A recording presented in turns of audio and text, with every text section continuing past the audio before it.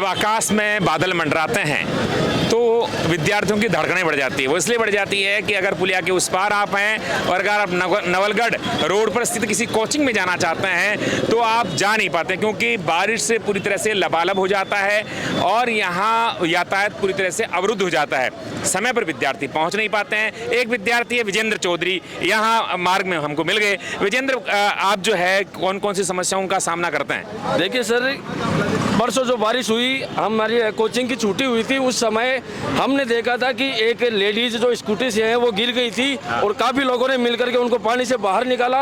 और क्लास से इतनी ज़्यादा प्रभावित होती है कि हम क्लास ले पाते हैं ना बच्चे आ पाते हैं। मैं वैसे एक एम्प्लॉय हूँ वाइब्रेंट एकेडमी का, लेकिन जो हरियाणा से कोई आप एम्प्लॉय है या विद्यार्थी है? एम्प्लॉय भी हूँ, पार्ट टाइम जॉब है और विद्यार्थी भी हूँ। ठीक है। और जैसे हरियाणा से परसों की बात है, हरियाणा से कोई अपने बच्चे का एडमिशन करवाने के लिए आए थे, बस से अंदर नहीं आई।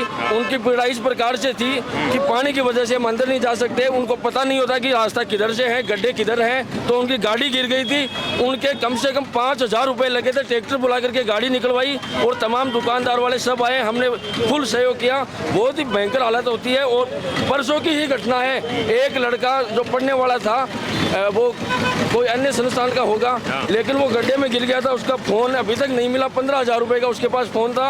और यही विधायक आवास के आगे की बात है, विधायक जी तो खुद के घरों में पानी भर जाता है और इतनी भयंकर हालात होती है कि अब मैं बयां भी नहीं कर सकता। ये बताइएगा कि आप जब आपको लगता है कि लबालब भर गया है, पूरी तरह से रोड भर चुकी है, तो ऐसे में कैसे पार करके जाते हैं आप? सर हमारी तो क्या है, आदत हो गई। हम तो 10 से 12 साल के यहाँ के निवासी हैं, लेकिन जिनको पता नहीं होता कि किस जगह पे गड्ढे हैं, तो उनके लिए बहुत क्या कोई हादसे भी यहाँ पर हुए हैं? बिल्कुल, परसों हुए हैं सर, 2 हादसे परसों मेरे सामने हुए हैं। एक हरियाणा की गाड़ी थी, उनको पता नहीं था किधर से ले, कितना पानी है। उन्होंने सोचा रोड पर थोड़ा सा पानी होगा, लेकिन उनकी गाड़ी गड्ढे में गिर गई थी।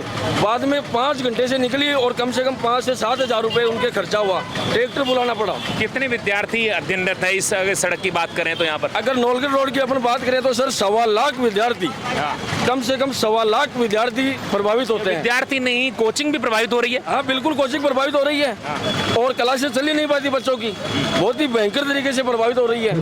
अच्छा, दूर दूर से आते हैं, कोई 20 किलोमीटर से आता है। आने के बाद पता चलता है कि आज बारिश की वजह से आपकी छुट्टी की जा रही है। किराया तो किराया लगता है और परेशान होकर के वापस जाना पड़ता है उनको। ये बताइएगा कि जो कोचिंग है वो कब तक बंद रहती है? बारिश की बात करें तो कितने दिनों बंद रहती है? अगर बारिश एक बार आधे घंटे भी हो जाए ना, तो कम से कम 2 दिन की छुट्टी मानो। 2 दिन की छुट्टी? अगर सुबह के समय आधे घंटे बारिश हो जाए तो उस दिन की तो छुट्टी हो गई होगी। क्या आपको लगता है कि गरीब परिवारों के बच्चे जो को यहाँ पढ़ने के लिए आते हैं, लेकिन पता उनको लगता है कि उनकी कोचिंग बंद पड़ी है, तो ऐसे में क्या धन का दुरुपयोग होता है? हाँ बिल्कुल होता है सर। कम से कम 40 किलोमीटर से भी रिंगस के बच्चे भी यहाँ पर आते हैं, बस वाले यहाँ उतार देते हैं। बारिश की वजह से छुट्टी करने के बाद में उनको वापस लौटना पड़ता है। तो ये थे विजेंद्र, एक विद्यार्थी हैं। इनकी विद्यार्थी की अपनी पीड़ा थी। ग्रामीण परिवेश से आते हैं विद्यार्थी और यहाँ अगर रहते भी हैं, उनको एक किराया भी लगता है। लेकिन जब पता लगता है कि नवलगढ़ रोड जो है पूरी तरह से भर चुकी है, बारिश में कोचिंग उनकी बंद है, तो ऐसे में उनका अध्ययन भी प्रभावित होता है। लेकिन यहाँ पर न तो कोई प्रशासनिक अधिकारी सुध ले रहा है, न कोई राजनेता सुध ले रहा है। मैं लेता हूँ विदा। राजेंद्र मधुकर, देखते रहिएगा सीकर एक्सप्रेस।